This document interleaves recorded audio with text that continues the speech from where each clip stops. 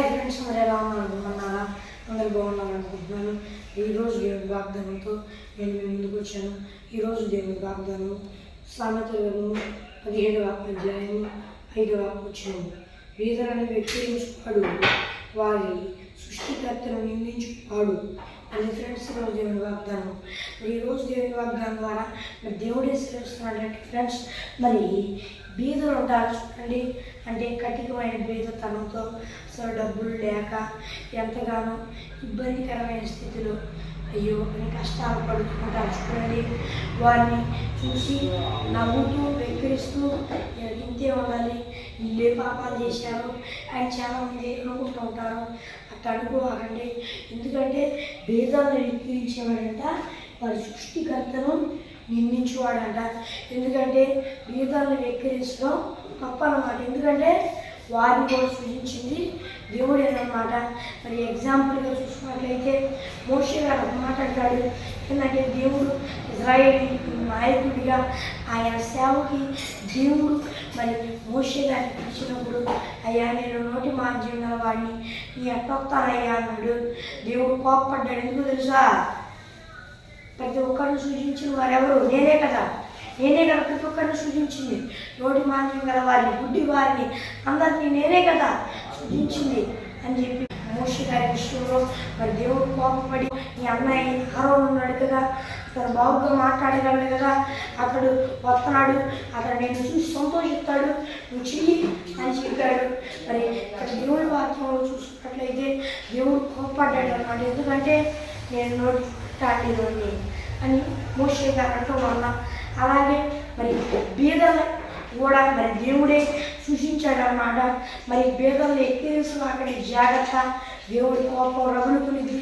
వారు ఎంత బాధతో అయ్యా అని అనుకుంటే దేవుడు వారిని మీకు పెడుతున్న ఇబ్బందిని చూసి మీకు శిక్ష విధిస్తాడు. జాగ్రత్త.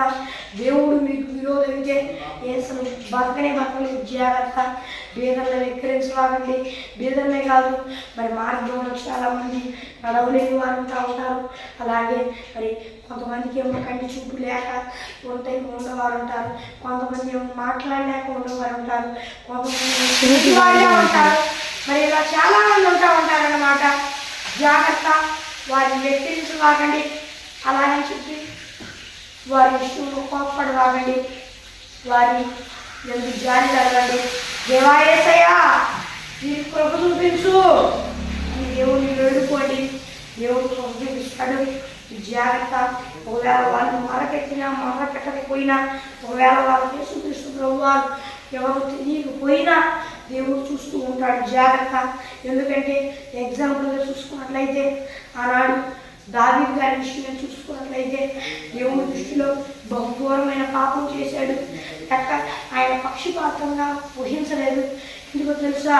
మరి ఎవరినైతే చంపించాడో అతను ఇజ్రాయేలీయుడు కాదన్నమాట, యెబూసీయుడు అన్నమాట, అన్యజనుడు అను. కానీ దేవుడు ఎవరి పక్షాన యుద్ధం చేశాడో తెలుసా? అన్యజనుడి పక్షానే. ఎందుకో తెలుసా? మరి దేవుడు న్యాయంగా ఉంటాడు. మన దేవుడు పక్షపాతి కాదు, గుర్తు పెట్టుకోండి. దావీదు పాపం చేశాడు. దావీదు పాపం చేసినప్పుడు నా బిడ్డగా వాడు అన్యజనుడు వదిలేద్దామని చెప్పి వదిలేయరా. దేవుడు దావీదుని ప్రేమిస్తా ఉంటా. దేవుడు దావీదుని కఠినంగా శిక్షించాడు. దాని విషయమై ఎంతో ఘోరమైన శిక్షని విధించి, ఒక గొర్రెను తీసుకున్నావు కాబట్టి 4 గొర్రెలను నువ్వు ఇవ్వాలి అని దేవుడు ఘోరమైన శిక్షని విధించాడు. నువ్వు చనిపోవాలి. అయితే దావీదుని దేవుడు ప్రేమించడంతో మరి దావీదు బదులు మరి ఆ బెత్షెబా గారికి, అలాగే దావీదు గారికి బిడ్డలు దేవుడు మరి తీసుకున్నాడు అన్నమాట. అలా ప్రయాణం చేశాడన్నమాట. దేవుడు పక్షపాతి కాదు, గుర్తుపెట్టుకోండి.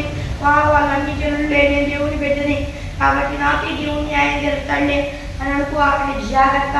వాళ్ళు మొర్ర పెట్టకపోయినా దేవుడు వారిని మీరు ఇబ్బంది పెడుతున్న ఇబ్బంది అంతటిని చూస్తూనే ఉన్నాడు. ఆయన తీర్పు తీర్చక మానడు, శిక్షిస్తాడు. ఇప్పటికైనా జరిగింది ఏం లేదు.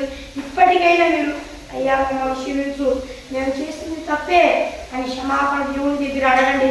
అడిగి ఇక నుండి వారిని అలా చేయక, ఒకవేళ మీకు తెలిసిన వారై ఉంటే వారు వారిని క్షమాపణ అడగండి పర్లా. ఎందుకంటే పరలోకమందు మీ ఫలం అధికమవ్వాలి, జాగ్రత్త. కాబట్టి మీ పరలోక రాజ్య వారసులు అవ్వాలి. కాబట్టి ఒకవేళ ఎక్కడెక్కడైనా కనబడిన వాళ్ళకి చెప్తా ఉంటే మరి ఇంకా ఏంటి మరి మీరు అలా చేయకుండా ఉండండి. ఒకవేళ వాళ్ళు మళ్ళా కనబడితే వారికి క్షమాపణ చెప్పండి, తప్పు లేదు. కానీ ఇక్కడ నుండి పాపం కాకండి. దేవుడు కూడా చూపిస్తాడు. దేవుడు క్షమిస్తాడు. తప్పిపోయిన కుమారుడిని దేవుడు క్షమించినట్లుగా మిమ్మల్ని కూడా క్షమిస్తాడు. జాగ్రత్త. బీదలనైను, ఇంకా ఎలాంటి వారినైను, ఎలాంటి లోపం గల వారినైను ఎక్కిరించగా, ద్వేషించగా ప్రేమించండి. దేవుడు మీకు మిమ్మల్ని కూడా ప్రేమిస్తాడు. దయగల వారి ఎలా దయ చూపిస్తానని చెప్పిన దేవుడు మీరు దయ చూపిస్తే మీ అందరూ కూడా ఆయన దయ చూపిస్తాడు. ఆయన రాజ్యవాసులుగా చేసుకుంటాడు. లేకపోతే మీరు ఆయన రాజ్యవాసులుగా అవ్వలేరు. ఆయన ఎందుకు దయ చూపించాడు. అయితే ఆ దయను మీరు పొందుకొని ఆయన రాజ్యవాసులు అవ్వాలంటే మీరు ఇతరులకు దయ చూపించాలి. అది జ్ఞాపకం ఉంచుకొని ఎవరిని తప్పుగా చూడలేక ఆప్యాయతతో నడవండి. మరి ఫ్రెండ్స్ దేవుని వాగ్దానం ప్రార్థన చేసుకున్నాం. పరలోకమందున్న దేవా, ఈ వాగ్దానం ద్వారా సూటిగా నీ బిడ్డలతో మాట్లాడినందుకు నీకు స్తోత్రాలు. ఈ బిడ్డలు నీ మాటలు అంగీకరించి నీ మాటల ప్రకారంగా నమ్మకాన్ని సైన్ చేయ దేవా. యేసయ్యా, నీ బిడ్డలు ఇప్పుడు దాకా చేస్తే తప్పుడు దయతో వారిని క్షమిస్తానన్నావు. ఇక నుండి చేయకుండా ఉండమన్నావు. వారు దాన్ని పాటించడానికి సహాయం చేయి యేసయ్యా. మరి గొప్ప దేవా, వారి తప్పులను మన్నించి ప్రభువు జ్ఞాపకం చేసుకో. వారి పాపాలను పరిహరించి శిక్షించలాగయ్యా. వాని అయ్యా క్షమించయ్యా. అయితే వారు నీతో తిరగడానికి సహించి వారితో సూటిగా మాట్లాడినందుకు స్తోత్రాలయ్యా. యేసయ్యా, మరి ఇప్పుడు వారందరూ ఈ వాగ్దానం చూస్తున్న వారందరూ నమ్ముకొని వారు మనసు పశ్చాత్తాపం పొందుకొని బాప్తిస్మం తీసుకొని దేవా యేసయ్యా నాయన గొప్ప దేవా రక్షణ పొందుకొని ఈ ఆత్మను పొందుకొని దేవా ఈ ఆత్మ అభిషేకం పొందడానికి సాయం చేయ.